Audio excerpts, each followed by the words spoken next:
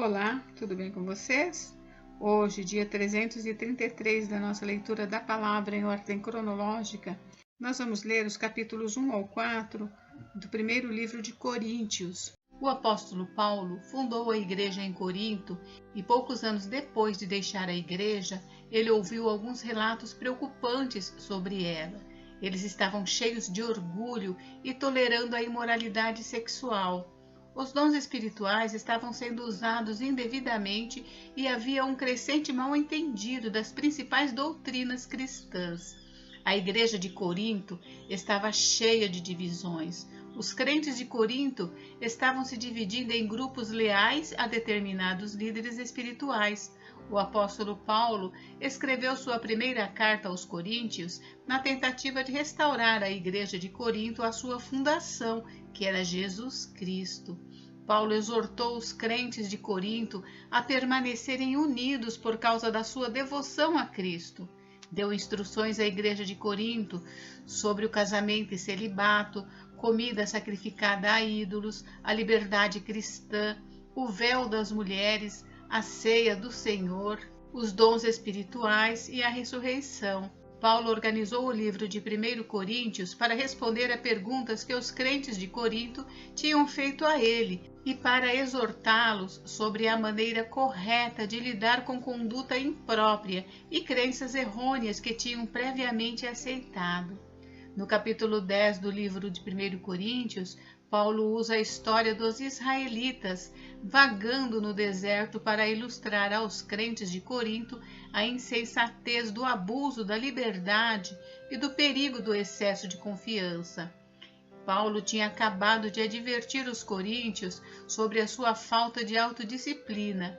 Então, passa a descrever os israelitas que, apesar de ver os milagres e o cuidado de Deus com eles, como a divisão do Mar Vermelho, a provisão milagrosa do maná e da água de uma rocha, abusaram da sua liberdade, rebelaram-se contra Deus e caíram em imoralidade e idolatria.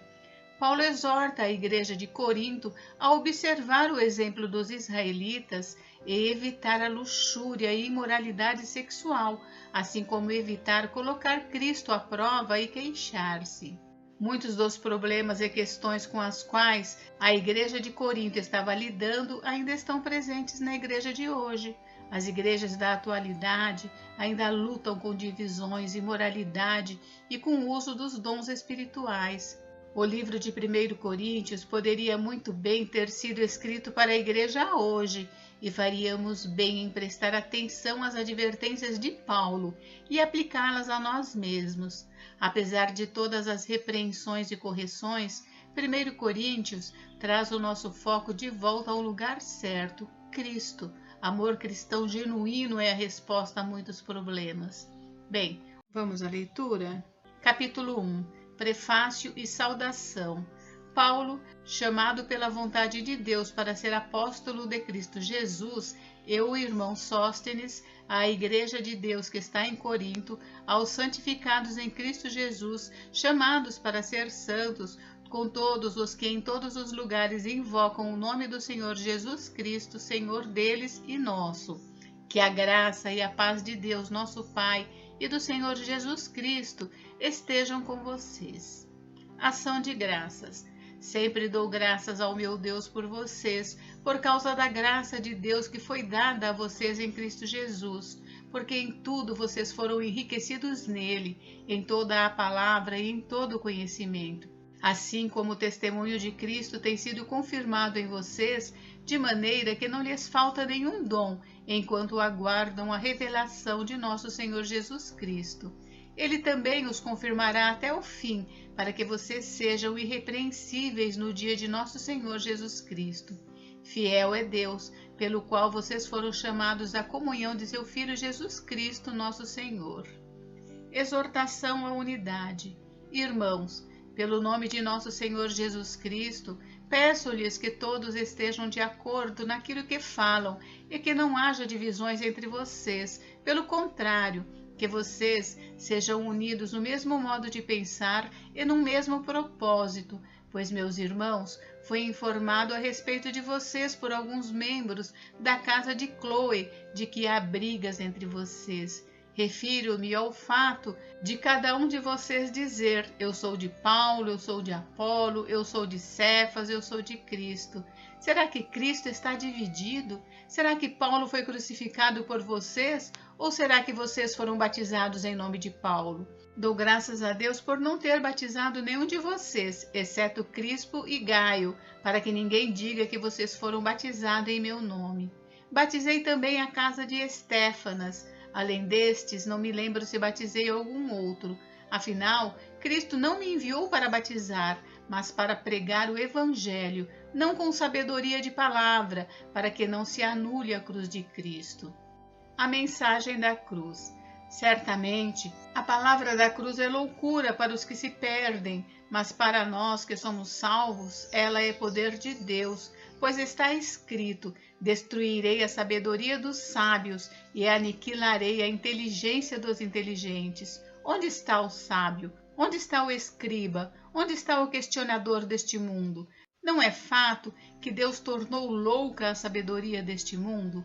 Visto que na sabedoria de Deus o mundo não o conheceu por sua própria sabedoria, Deus achou por bem salvar os que creem por meio da loucura da pregação, porque os judeus pedem sinais e os gregos buscam sabedoria, mas nós pregamos o Cristo crucificado, escândalo para os judeus, loucura para os gentios, mas para os que foram chamados, tanto judeus como gregos, Cristo é o poder de Deus e a sabedoria de Deus, porque a loucura de Deus é mais sábia do que a sabedoria humana, e a fraqueza de Deus é mais forte do que a força humana.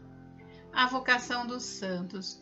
Irmãos, considerem a vocação de vocês. Não foram chamados muitos sábios segundo a carne, nem muitos poderosos, nem muitos de nobre nascimento. Pelo contrário, Deus escolheu as coisas loucas do mundo para envergonhar os sábios, e escolheu as coisas fracas do mundo para envergonhar os fortes. E Deus escolheu as coisas humildes do mundo e as desprezadas, e aquelas que não são, para reduzir a nada as que são, a fim de que ninguém se glorie na presença de Deus.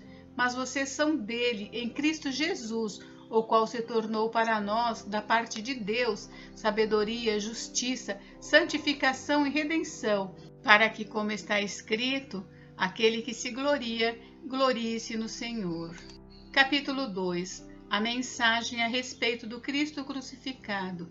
Irmãos, quando estive com vocês, anunciando-lhes o mistério de Deus, não o fiz com ostentação de linguagem ou de sabedoria, porque decidi nada saber entre vocês, a não ser Jesus Cristo e este crucificado. E foi em fraqueza, temor e grande tremor que eu estive entre vocês.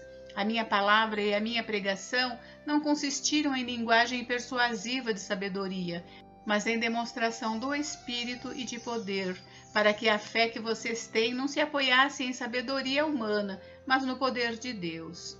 A sabedoria de Deus. No entanto, transmitimos sabedoria entre os que são maduros, não porém a sabedoria deste mundo, nem a dos poderosos desta época, que são reduzidos a nada. Pelo contrário, transmitimos a sabedoria de Deus em mistério, a sabedoria que estava oculta e que Deus predeterminou desde a eternidade para a nossa glória. Nenhum dos poderosos deste mundo conheceu essa sabedoria, porque se a tivessem conhecido, jamais teriam crucificado o Senhor da glória. Mas como está escrito, nem olhos viram, nem ouvidos ouviram, nem jamais penetrou em coração humano o que Deus tem preparado para aqueles que o amam. Deus, porém, revelou isso a nós por meio do Espírito, porque o Espírito sonda todas as coisas, até mesmo as profundezas de Deus. Pois quem conhece as coisas do ser humano, a não ser o próprio espírito humano que nele está? Assim, ninguém conhece as coisas de Deus, a não ser o Espírito de Deus. E nós não temos recebido o Espírito do mundo, e sim o Espírito que vem de Deus, para que conheçamos o que por Deus nos foi dado gratuitamente. Disso também falamos, não em palavras ensinadas pela sabedoria humana, mas ensinadas pelo Espírito, conferindo coisas espirituais com espirituais. Ora, A pessoa natural não aceita as coisas do Espírito de Deus, porque eles são loucura, e ela não pode entendê-las, porque elas se discernem espiritualmente. Porém, a pessoa espiritual julga todas as coisas, mas ela não é julgada por ninguém. Pois quem conheceu a mente do Senhor para que o possa instruir? Nós, porém, temos a mente de Cristo. Capítulo 3. Cooperadores de Deus. Eu, porém, irmãos, não pude falar a vocês como a pessoas espirituais, e sim como a pessoas carnais, como a crianças em Cristo. Eu lhes dei leite para beber, não pude alimentá-los com comida sólida, porque vocês ainda não podiam suportar, nem ainda agora podem, porque vocês ainda são carnais.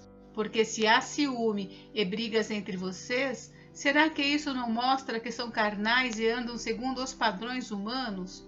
Quando alguém diz, eu sou de Paulo, e outro diz, eu sou de Apolo, não é evidente que vocês andam segundo padrões humanos? Quem é Apolo e quem é Paulo? São servos por meio de quem vocês creram, e isto conforme o Senhor concedeu a cada um. Eu plantei, Apolo regou, mas o crescimento veio de Deus, de modo que nem o que planta é coisa alguma, nem o que rega, mas Deus que dá o crescimento. Ora, o que planta e o que rega são um, e cada um receberá a sua recompensa de acordo com o seu próprio trabalho, porque nós somos cooperadores de Deus, e vocês são lavoura de Deus e edifício de Deus. Segundo a graça de Deus que me foi dada, lancei o fundamento como sábio construtor, e outro edifica sobre ele, porém cada um veja como edifica, porque ninguém pode lançar outro fundamento além do que foi posto, o qual é Jesus Cristo. E se o que alguém edifica sobre o fundamento é ouro, prata, pedras preciosas, madeira, feno ou palha, a obra de cada um se tornará manifesta, pois o dia a demonstrará, porque será revelada pelo fogo, e o fogo provará qual é a obra de cada um. Se aquilo que alguém edificou sobre o fundamento permanecer, este receberá recompensa. Se a obra de alguém se queimar, esse sofrerá dano, porém ele mesmo será salvo, como que através do fogo. Vocês não sabem que são santuário de Deus e que o Espírito de Deus habita em vocês? Se alguém destruir o santuário de Deus, Deus o destruirá, porque o santuário de Deus, que são vocês, é sagrado. A sabedoria humana sem valor. Que ninguém engane a si mesmo. Se algum de vocês pensa que é sábio neste mundo, faça-se louco para se tornar sábio, porque a sabedoria deste mundo é loucura diante de Deus, pois está escrito, ele apanha os sábios na própria astúcia deles. E também, o Senhor conhece os pensamentos dos sábios e sabe que são pensamentos vãos. Portanto, ninguém se glorie nos homens, porque tudo é de vocês. Seja Paulo, seja Apolo, seja Cefas, seja o mundo, seja a vida, seja a morte, sejam as coisas presentes, sejam as futuras, tudo é de vocês. E vocês são de Cristo, e Cristo é de Deus. Capítulo 4. Ministros de Cristo. Assim, pois, importa que todos nos considerem como ministros de Cristo e encarregados dos mistérios de Deus. Ora, além disso, o que se requer destes encarregados é que cada um deles seja encontrado fiel, mas a mim pouco importa ser julgado por vocês ou por um tribunal humano, nem eu julgo a mim mesmo, porque a consciência não me acusa de nada, mas nem por isso me dou por justificado, pois quem me julga é o Senhor. Portanto, não julguem nada antes do tempo, até que venha o Senhor, o qual não somente trará à plena luz as coisas ocultas das trevas, mas também manifestará os desígnios dos corações, e então cada um receberá o seu louvor da parte de Deus. Meus irmãos, apliquei estas coisas figuradamente a mim mesmo e a Apolo por causa de vocês, para que por nosso exemplo vocês aprendam isto, não ultrapassem o que está escrito, para que ninguém se encha de orgulho a favor de um em prejuízo de outro. Porque quem é que faz com que você sobressaia? E o que é que você tem que não tenha recebido? E se o recebeu, por que se gloria como se não o tivesse recebido? Vocês já estão fartos, já são ricos, chegaram a reinar sem nós. Sim, quem dera que vocês fossem reis, para que também nós viéssemos a reinar com vocês. Porque parece que Deus pôs a nós, os apóstolos, em último lugar, como se fôssemos condenados à morte, porque nos tornamos espetáculo para o mundo, tanto para os anjos como para os seres humanos. Nós somos loucos por causa de Cristo, e vocês são sábios em Cristo. Nós somos fracos, e vocês são fortes. Vocês são honrados, e nós somos desprezados. Até a presente hora, sofremos fome, sede e nudez. Somos esbofeteados e não temos morada certa, e nos afadigamos trabalhando com as nossas próprias mãos. Quando somos insultados, bendizemos. Quando somos perseguidos, suportamos. Quando somos caluniados, procuramos conciliação. Até agora, temos chegado a ser considerados lixo do mundo, escória de todos.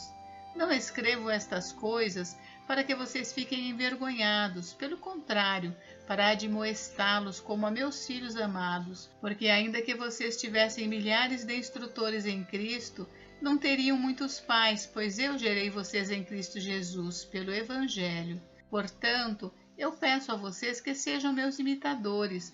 Por esta causa, eu enviei até vocês Timóteo, que é meu filho amado e fiel no Senhor, o qual fará com que vocês se lembrem dos meus caminhos em Cristo Jesus, como por toda parte ensino em cada igreja. Alguns de vocês se encheram de orgulho, como se eu não fosse mais visitá-los, mas em breve, se o Senhor quiser, irei visitá-los, e então conhecerei não a palavra, mas o poder desses orgulhosos. Porque o reino de Deus consiste não em palavra, mas em poder. O que vocês preferem? Que eu vá até aí com um chicote ou com amor e espírito de mansidão? Gente, encerramos por hoje, mas amanhã tem mais. Fiquem com Deus, Deus abençoe vocês. Até amanhã.